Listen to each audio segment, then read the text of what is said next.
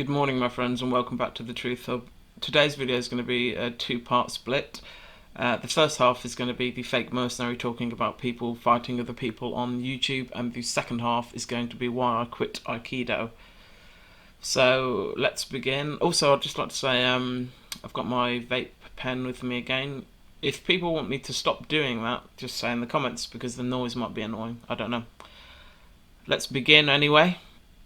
Hey everybody, it's Jason Blaha here, and I saw something about a week ago that I really should have put up sooner. I didn't get around to it. I forgot to get around to it. It's been on my to-do list, but it's a pretty big piece of YouTube fitness news going on, or at least fitness news, bodybuilding news, whatever you want to call it. And I'm going to link the video We down need him below to from report on it. Dressen's site, because it That's Rick Drasin, not Dresin. He can't hear, remember, so. didn't get a whole lot of views. And this comes back to kind of the point I always make about the amount of posturing and guys who really want to pretend to be tough guys in this industry when they really aren't. And they're always issuing these physical challenges. And Pretending to be tough guys in the industry. Now, who does that sound like to you? I can think of at least one person, codename Hemingway. this is the second time this has happened with Mike O'Hearn. I'm not going to go into the behind the scenes what happened, but you guys will notice that Mike was talking about, oh, he's going to come to my gym and run me out of my gym. He's going to do a seminar at my gym because I wouldn't accept his silly ass little challenge.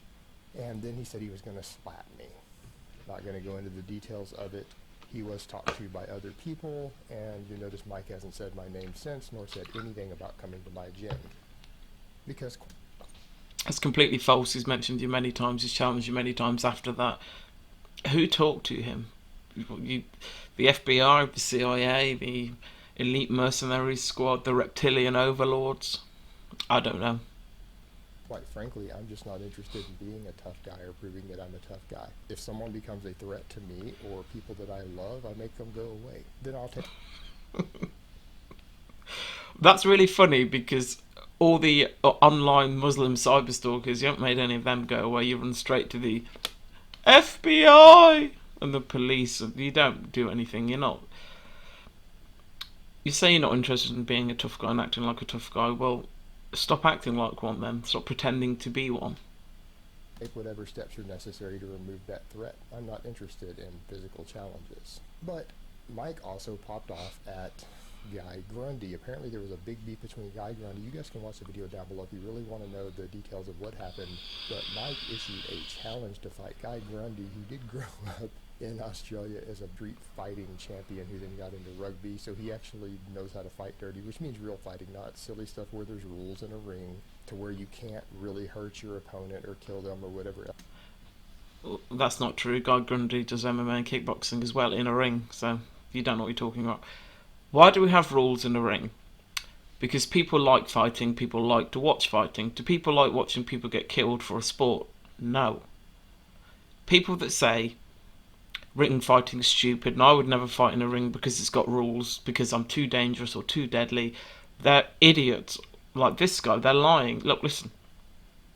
As I've said many times before, if you have the ability to be very deadly and kill somebody, you can choose to not kill someone and not be very deadly. You don't have to kill people. If you can do a technique very, very well at 100%, you're telling me you can't back that down to 50%, 70%, 80%?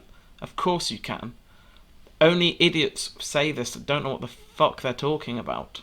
So these things happen, they happen. That's just the way bare knuckle fighting goes. So this is someone who's used to fighting without rules, who probably really is a pretty tough dude.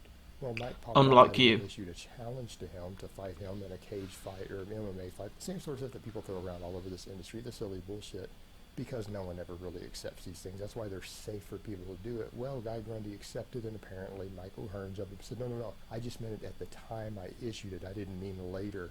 But he filmed it and uploaded it and then retracted it the second Guy Grundy saw it and replied to it. He was serious about it. He didn't expect a reply. He didn't think Just this like you. old dude was going to You run away. his actual challenge. And now Guy Grundy's like, no, you issued the challenge. You need to accept mine. I accepted it. You have to. We need to set this up. And again, apparently Mike has done multiple things to try to get out of it and say, no, no, no, I really didn't mean it. So again, this is an example of how these fake natties and all these fake personalities in the industry, they will make all these threats and issue all these challenges, but when it actually How many threats has he issued against other people? Countless. Absolutely. If I was to put them in here, the video would be over an hour long. All he does is threaten people with deadly violence. If somebody comes to my gym, I'll kill them. If they're a threat to me, they'll go away. If someone touches my girlfriend, they'll disappear. I don't know what happened to them. How many of these have we heard from this guy? Thousands and thousands of threats.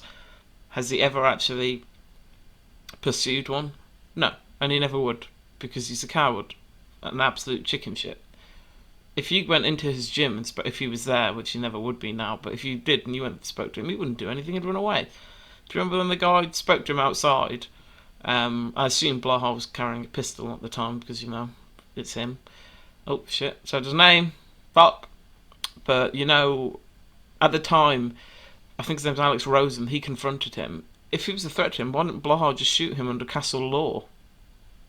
Because he's not going to do anything, because he is a coward. Becomes dangerous to them, they just pull it all back. The second they might actually have to get in a ring with someone who knows how to fight, or the second they realize that they could actually get legally shot because they're stupid asses and they don't assess these risks ahead of time, then all of a sudden, they're not so tough anymore. And it just goes along with all the general fakeness in this industry. Running away from ring fights. Right, now that we've got that stupidity out of the way, which I thought would be a good segue, by the way, into why I stopped practicing Aikido.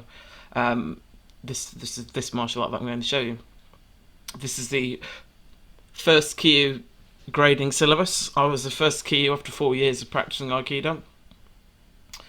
I'm not hating on Aikido. I'm not saying that it doesn't work. I'd say 95% of it doesn't work. A few techniques actually can work, mainly the wrist locks, if you can get someone in that position. Right, I just want to go through a few terms with you. So we're going to start with the uke, which is the person who is attacking in this, or taking the technique, which will be the one you see getting thrown on the floor, flipped over or whatever. We've got the nage, which is the one on the right. He's the person performing the technique. And then we've got sawori waza. It sounds complicated, it's really not. Waza just means technique, and sawori means on your knees, or it can also translate to ground fighting. So this is a technique performed on your knees or in the seated position. And we've also got Yoko Minuchi, which is almost forgot. But Yoko Minuchi is a head-on strike, and then we've got Sho Minuchi, which is a side strike. So we'll go through a few of the techniques and review why I've stopped practicing and, my main gripe against Aikido. So you see here, there's no resistance from the uke at all. None. So you see, when he goes to perform the Yoko Minuchi, he goes like this. Now, I can tell you, having done Aikido, this is how 99.9% of all practitioners practice. There is no real threat of getting hurt. There's no resistance at all. And I can also tell you, no one's ever going to hit you like that. That slowly, that choreographed. And remember, you fight how you practice. So, if someone attacks you this slowly, like this, of course you'll be able to stop them. If somebody just walks up to you and punches you with a really fast jab, you're not going to be able to move out of the way and grab their arm and flip them on the floor. It's not the Matrix, you're not Neo, it just won't happen. So this is Sawori Waza Yoko Minuchi Ikkyo. So the Ikkyo part is this part, where he twists the arm around and takes him to the floor. As you can see, there's no resistance from the uke. He's not actually trying to hurt him.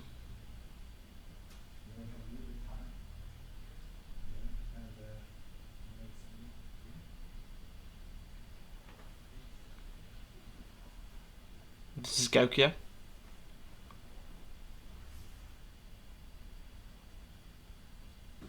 Okay, so we've got a pin there.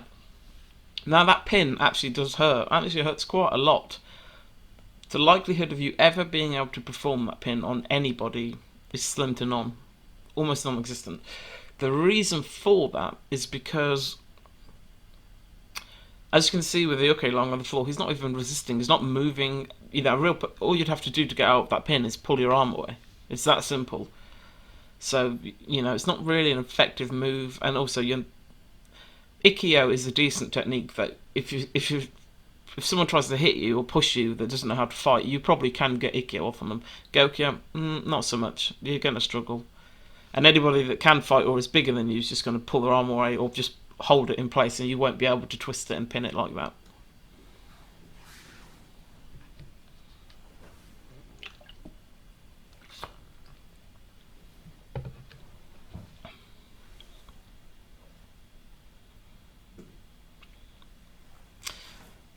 Okay, what happened to me after about, I would say roughly 3.5 years of training, I was around my friends, and we were talking about Aikido because he liked martial arts, but only as a fan. He only watched it, and we were talking about Aikido, and he said, "I don't think it'd really work." And I said, "Well, let's try some techniques, and we'll see what we think works and what doesn't work." About maybe 4 or 5 techniques I could pull off on someone who has no training at all. I'd been training for nearly 4 years at this point, so it was not a great situation. Now, people could say, you hear this all the time in Aikido, people flip and roll with the technique so that because you don't want your arm to get broken. That's simply not true. I can tell you firsthand that is not true, because when you first start Aikido, you can't take ukemi, ukemi is taking the fall or rolling or flipping, any of that stuff you see, break falling, some people call it. When you first start, you don't know how to do any of that, so you just do what's natural and fall over. It doesn't break your arm. Certain techniques, they feel like they will break your arm, but again, you've got to remember, you're not applying any resistance to it, so you're just leaving your arm limp like that. And if I leave my arm limp like that, a 10-year-old can break it if they twist it hard enough. It's not complicated. So only a few techniques really worked.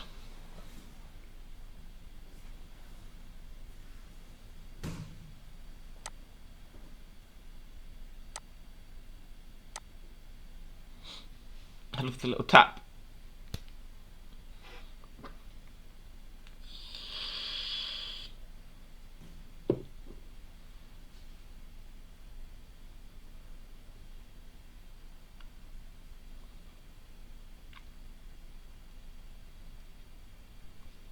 Let's move on to a new technique.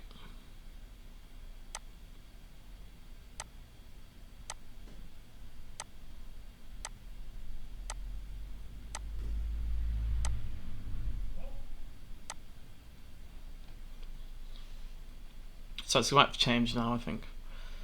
So we've got Katatadori, Shominuchi, Kotegeshi. So Katatadori just means to grab, pretty much. That's the definition. Shominuchi, which is the strike, and Kotegeshi, which is the technique he's going to perform. He should spin his body around and flip him, or force him to the ground. As you can see, it looks absolutely beautiful. All those big circles, those dynamic movements. That doesn't work, unfortunately. Right. Nobody runs up to you and grabs you on the side of the shoulder like that. Apparently, it's something like 75 to 80% of all fights, male-on-male violence, are started with a punch to the face or a strike to the face. So, if that's the most commonly performed attack, you want to be able to defend yourself against the most commonly performed attack and then work your way down the line.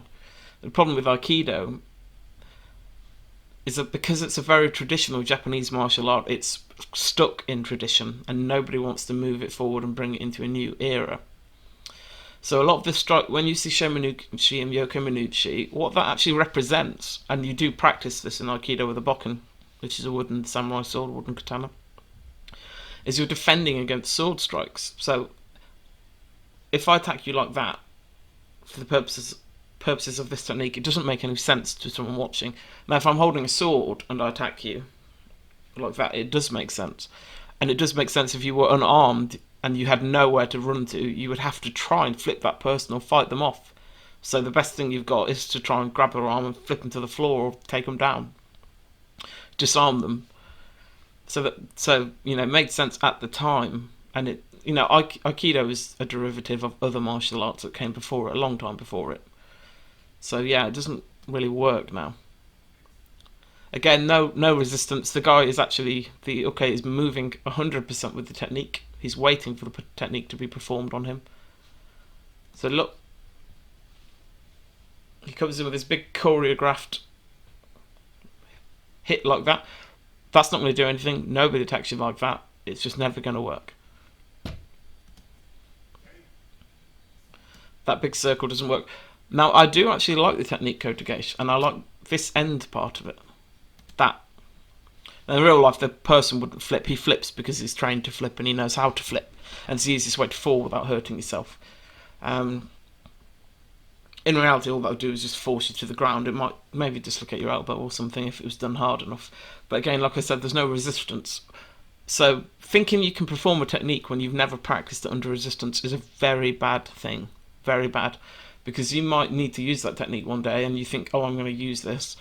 You go to use it and the person just punches you in the head because you've never used it before under live situation or pressure testing.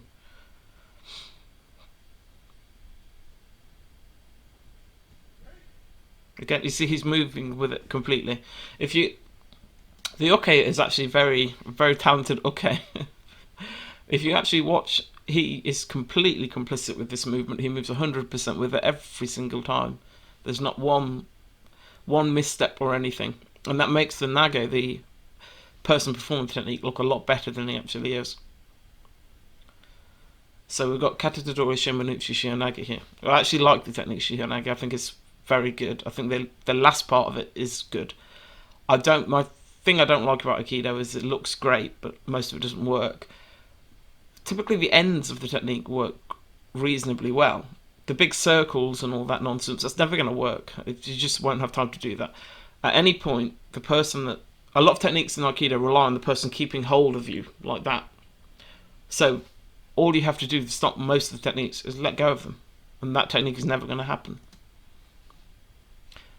You'd never want to do that. Never flip under someone like that, under their arm and turn your back to them. Because, so if this was a real fight or real training, could he just grabbed him by the throat and choked him? And that is what would happen. Or a judo person might trip him over or flip him over the back or something. A boxer's just going to punch him in the side of the head.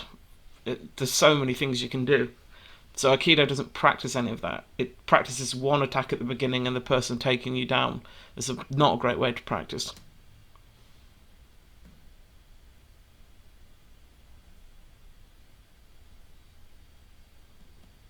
So he grabs the I can't think what it's called. Sleeve.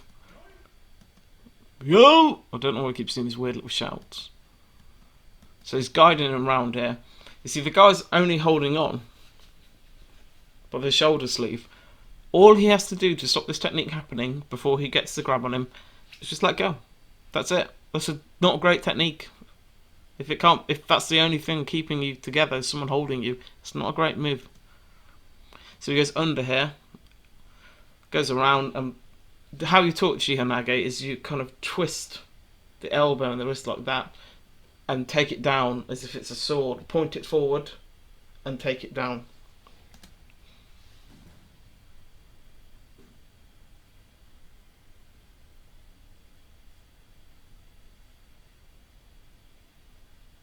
So we've got a lapel grab here, Munadori Shihonage. This is just a terrible technique,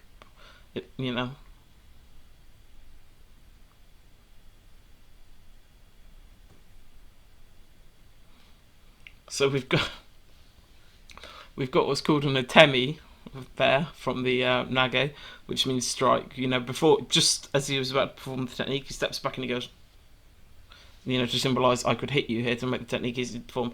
That's true. But the uke could also hit you, move out of the way, and not grab you. So you're actually in the worst position than the person attacking you. Lapel grabs, they're just stupid. If someone grabs your lapels, probably the best thing you can do, I don't know, but I would assume the best thing you can do is headbutt them. Because if they grab you here, they're going to get close to you. They have to be close to you to grab you. So best thing to do is just headbutt them or knee them. Just you're not going to step back and flip them over your shoulder and all this stuff. Just hit them.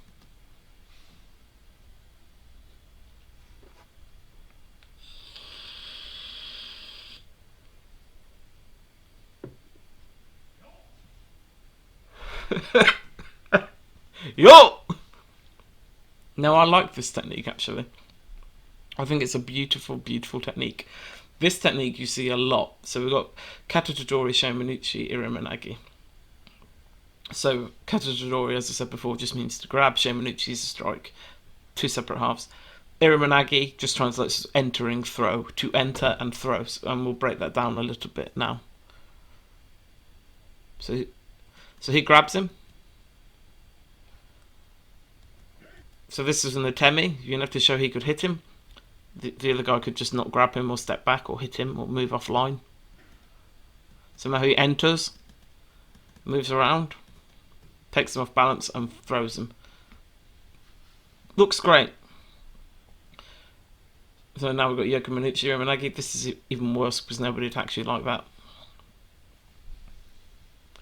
Irimanagi can work, and if you're fighting against someone that has no idea what they're doing with their balance and how to move, you can easily throw them to the floor. It's not very difficult. It's the best way to actually perform Irimanagi is the way I was taught, I believe, which isn't to blend and harmonise with your opponent. It's to grab the back of their clothing or the back of their neck, but typically you want the clothing because it's just going to be an easier way to grip them like that.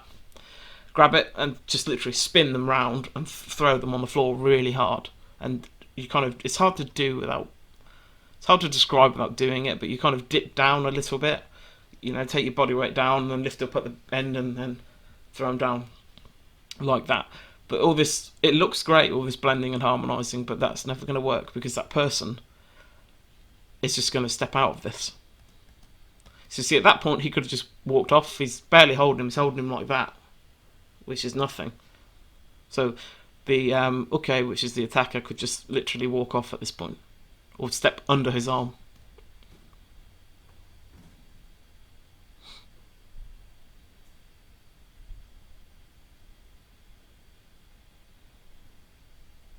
Yeah, Ryotodori Kashinagi. I don't really even want to review this one because it's just such a terrible technique. We'll have a quick look at it, but it's really bad. It's not a great technique. Okay, if you're ever in a position where you've got your arms out like that and someone grabs both your arms, that's just fucking weird. I don't think that will ever happen to anybody. You know, it just doesn't happen like that.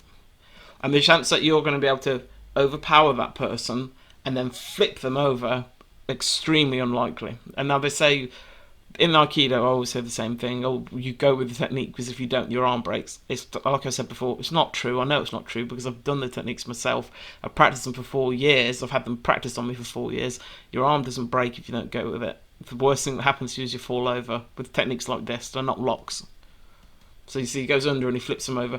At this point, you might as well just be doing judo because you can throw someone a hell of a lot easier than this weird, and then flipping them over. You might as well just step under them and flip them over your back like they do in judo. I don't know what they call it in judo.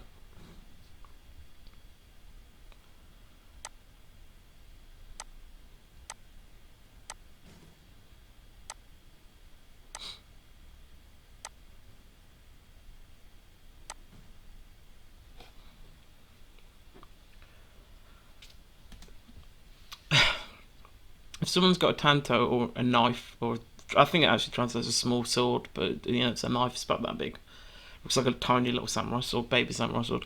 If someone's got a knife, just run away from them. Don't start doing all this fancy, I'm going to step under the knife and flip it over my back and all that, because, you know, that just doesn't work. Also, a good thing to look at, which I was turned on to ages ago by a guy in Coventry, was if you actually look at prison knife attacks, it's a great example of how people actually stab people, and it's typically like that.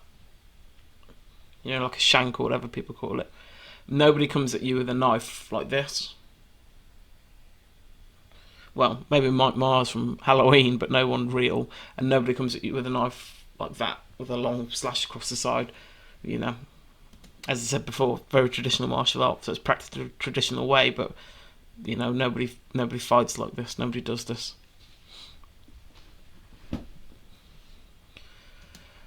This is the worst thing ever. So he has the knife, and the guy stops it here, like that. All that man with the knife has to do is this. To stop this technique, that with the knife, and he'll cut straight across his arm. It's that simple.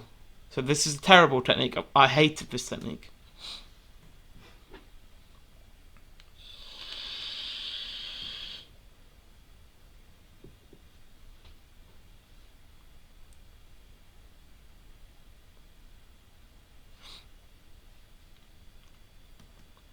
So we've got ski here, which just means to move forward and strike like that. But again, nobody comes at you with a knife and steps forward with a big choreographed attack like that. It doesn't make sense. Worst place to be with a knife is next to you. You don't want the knife next to you. Just run away from it. You wouldn't do any of this. And now you're going to flip a knife over. You see, his head is next to the knife. So if you're not perfect at getting this technique off, you're going to stab him in the head or you're going to stab yourself in the hand.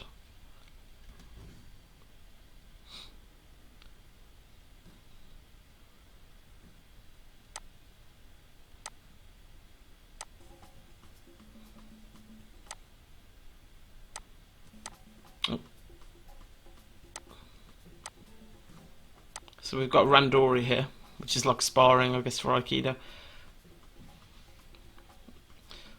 So as you just saw that guy that ran at him and did that, he ran forward and went literally like that with this limp little arm. That's a really bad way to practice. This is never going to happen.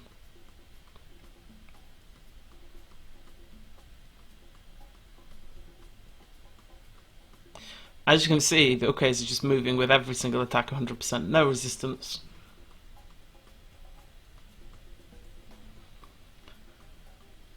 So I think we'll leave the video there. I just want to say, I actually really loved practicing Aikido, and I did it 3 to 5 times a week. Sometimes I did it on the weekend as well. But the problem is I just learned over time that it wasn't real. You know, it looked great and it looked amazing in the dojo, seeing people getting flipped and hearing people getting slammed down onto the mat every single day. But you know, the minute you actually applied any resistance to it, it didn't work. And the telltale sign was when new people came in to practice Aikido, had never done it before, never done anything. When you tried to perform certain techniques on them, they just didn't work because they weren't complicit with the technique. They didn't move, they didn't know how to move with the technique. So you really saw what did and didn't work. Again, we don't see any Aikido and MMA. People say it's because Aikido is about small joint manipulation, and no one wants to watch a match of people breaking people's hands and wrists and that. Well, part of it is legal in MMA. 90% of Aikido is legal in MMA. The reason you don't see it is because it's not effective. Because if somebody goes to punch you and you think you're going to be able to move out the way, grab their arm and wrist at the same time and flip them over your back, you're crazy. Because they're going to jab you faster than you can move your whole body. Moving a hand like that is far quicker than moving your body offline and grabbing the hand that was about to hit you and flipping them over. It just if it would happen, we would have seen it by now. You know, it's like in the that's like in the Sherlock Holmes, the new films, isn't it? Where, you know, he just calculates how he's going to fight people in his head and then he does it. Real life isn't like that. It happens very quickly. Just ask Hemingway. He knows all about it. So I'm thinking of doing a new martial art. I'm not sure what I'm going to do. I might do maybe Muay Thai or kickboxing, something like that. I might even go into some judo or jiu-jitsu, Brazilian jiu-jitsu. But I haven't determined yet. But yeah, if you're thinking of doing a martial art, I would say don't do Aikido. In my opinion, if you want to do it, do it. But I don't think it's particularly effective. I've never seen any demonstration of it ever being effective in any situation, ever. People always come up with, oh, well, I've used it, I've used this, I've used that. Well, A, you don't know if they have, they're just random comments on the internet. B, yeah, some of it is usable. You know, if somebody tries to grab you really slowly when they're drunk and you grab the bottom of the hand and the top of the wrist and just twist it and turn, yeah, it's really easy to get a technique like that on some idiot who doesn't know what the fuck they're doing. If somebody knows how to punch, basic punch, you know, they've just practiced jabs, you're fucked if all you've got is Aikido. And again, with things like Sawari Waza, practicing in the seated position, it's just old school, it didn't work. I'll just quickly say where Sawari Waza comes from. In Japan, there was an etiquette for sitting, which I'm not going to do it now, but it's exactly how they were sitting at the beginning, kind of cross-legged with their knees up like that. That was the etiquette for sitting. Now, the reason you practice techniques in the kneeling position was that somebody could pull a sword on you in the kneeling position and kill you at any moment. So you'd practice techniques on your knees to try and stop that.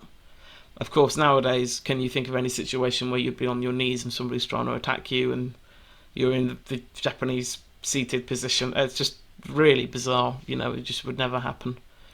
So I think we're going to leave it there. If you guys want to see anything, if you want me to review any videos or talk about anything, just let me know, because I've got a few of my own ideas, but yeah, I'm just enjoying the videos. So thank you very much for watching, and if you like it, please like it and please subscribe, as it helps the channel tremendously. So I think I'm going to go now, but don't forget to ring my bell. Thank you. Bye.